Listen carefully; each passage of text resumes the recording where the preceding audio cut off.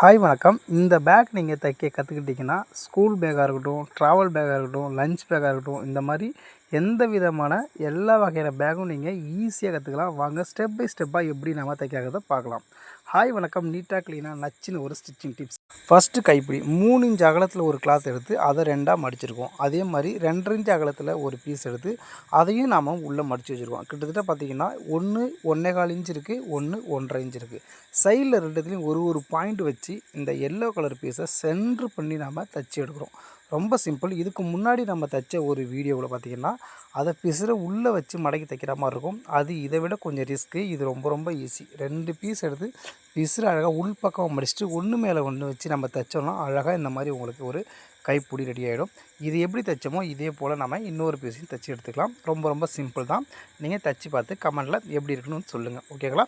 இதுக்கு பிறகு நாம் இப்போ மெயின் பார்ட்டு வரோம். எங்கன்னு பார்த்தீங்கன்னா பேக்கோட மெயின் கிளாத்தோட மெஷர்மெண்ட்டு பார்க்கலாம் வாங்க. நல்லா பாருங்கள். பேக் எடுத்துக்கிட்டோம் அப்படின்னா நம்ம 22, அதாவது 11 + 11 22, 2 பக்கத்துக்கு சேர்த்து சொல்கிறேன்.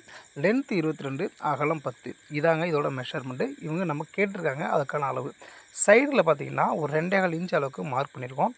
இந்த மார்க் பண்ண இடத்துல கரெக்டாக ஒரு 1 இன்ச் அளவுக்கு இதே மாதிரி எல்லோ கலர் பீஸ் ஒன்று எடுத்து அதை 2ஆக மடித்து பிசுறு வெளி சைடு தெரிகிற மாதிரி வச்சு நம்ம அழகாக தச்சு எடுத்துக்கிறோம். ஓகேங்களா? தச்சு எடுத்துகிட்டு நாம் கொஞ்சம் எக்ஸ்ட்ரா வச்சுருப்போம். அந்த பிசுறு தேவையில்லை, நம்ம வெட்டி எடுத்துக்கலாம். ஏன்னா அந்த பிசுறு இப்போயே வெட்டுறோம், முன்னாடியே நீங்கள் ஏன் வச்சு தைக்கிங்கன்னு நீங்கள் கேட்கலாம். இந்த பிசுறு நீங்கள் வச்சு தைக்கும்பொழுது தைக்கிறது ஈஸியாக இருக்கும். நம்ம ஓரத்தில் ரொம்ப எட்ஜிலே தையல் போட முடியாது. இது பிகினர்ஸுக்கு ரொம்ப யூஸ்ஃபுல்லாக இருக்கும். ஓகேங்களா?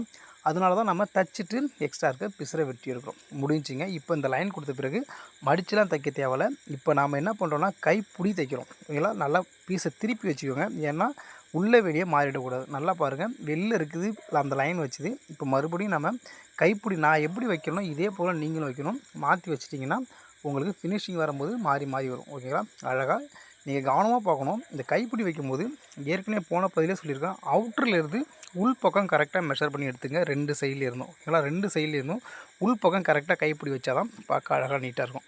இப்போது மறுபடியும் எல்லோ கலர் கிளாத் எடுத்து நம்ம என்ன பண்ணுறோம், கைப்பிடி தைச்சி இதை திருப்பி வச்சு அது மேலே ஒரு தையல் போட்டுக்கிறோம். ஓகேங்களா? இதை ஏன் தைக்கிறோன்னா பார்க்க அழகாக கொஞ்சம் அட்ராக்டிவாக இருக்குங்கிறதுனால தான் ரெடி பண்ணுறோம். இதே போல் ஆப்போசிட் சைட்லேயும் நம்ம கைப்பிடி வச்சு தைச்சி ரெடி பண்ணி எடுத்துக்கலாம். இப்போ நீங்கள் கவனமாக பார்க்கணும்.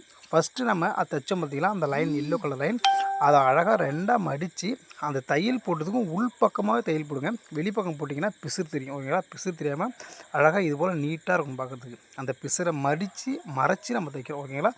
மடித்து அழகாக ஆப்போசிட் சைடு தைச்சி எடுத்துங்க. முடிஞ்சிருச்சு. ஃபைனல் டச் வந்தாச்சுங்க. அப்படியே பேக்கை திருப்பிட்டு பாட்டமில் அழகாக பாருங்கள். நான் எப்படி மார்க் பண்ணியிருக்கேன்னா 3 இன்ச் 1.5 இன்ச்சுன்னு சொல்லி, அதாவது 1.5 + 1.5 3ன்னு மார்க் பண்ணிவிட்டு அழகாக அதை உள் பக்கமாக தள்ளி விட்டு சிம்பிளாக மடித்த பாருங்க. ரொம்ப நீங்கள் குழப்பிக்கவே வேணாம். நான் மடித்ததை நீங்கள் பார்த்து அதே போல் பாதி உள்ளே வச்சு மடித்து விட்டுட்டு ஸ்ட்ராங்காக இருக்குன்னு சொல்லிவிட்டு இன்னொரு தையல் போட்டுக்கோங்க. கண்டிப்பாக போடுங்க. அப்போ தான் பேக் நல்லா குவாலிட்டியாக நிற்கும். ஓகேங்களா? இப்போது இதேமாரி நம்ம ஆப்போசிட் சைட்லையும் இதே மெத்தடை ஃபாலோ பண்ணுறோம். அழகாக தைச்சிட்டு முன்னாடி எப்படி மடித்தோமோ அதே தான் இங்கேயும் மடிச்சுட்டு நீங்கள் திருப்பி பார்த்தீங்கன்னா நீங்களே எதிர்பார்த்துருக்க மாட்டீங்க. அழகான ஒரு டிசைனில் ஒரு சூப்பரான பேக். இந்த பேக் பார்த்திங்கன்னா நம்ம ஸ்கூல் பசங்களுக்கு லஞ்ச் எடுத்துகிட்டு போய் வச்சுக்கலாம். பெருசாக வேணும்னு நினச்சிங்கன்னா ஒரு ட்ராவல் பேக் மாதிரி யூஸ் பண்ணலாம். இதில் நீங்கள் ஒரு ஜிப்பு மட்டும் வச்சு தைச்சிங்கன்னா இன்னும் அட்டகாசமாக இருக்கும். ஜிப்பெலாம் எப்படி தைக்கலாங்கிறத நம்ம அடுத்தடுத்த பதிவில் பார்க்கலாம். இந்த டிசைன் பார்க்க இவ்வளோ நீட்டாக இருக்குது பாருங்கள். அயர்ன் பண்ணிட்டிங்கன்னா இன்னும் க்ளீனாக அழகாக இருக்கும். இதில் ஏதாவது குறைகள் இருந்துச்சுன்னா கமெண்ட்டில் சொல்லுங்கள். உங்களுக்கு பிடிச்சிருந்துன்னா உங்கள் நண்பர்களுக்கு ஷேர் பண்ணுங்கள். மறக்காமல் எம்டி ஸ்குவாட் மிதன் டெய்லர் அப்படிங்கிற சேனலை சப்ஸ்கிரைப் பண்ணி வச்சுக்கோங்க. தொடர்ந்து இதுபோல் பதிவுலாம் நான் போட்டுக்கிட்டே இருப்பேன். தொடர்ந்து ஆதரவு தர எல்லாருக்குமே எனது மனமார்ந்த நன்றிகள். வணக்கம். அடுத்த பதிவில் பார்க்கலாம்.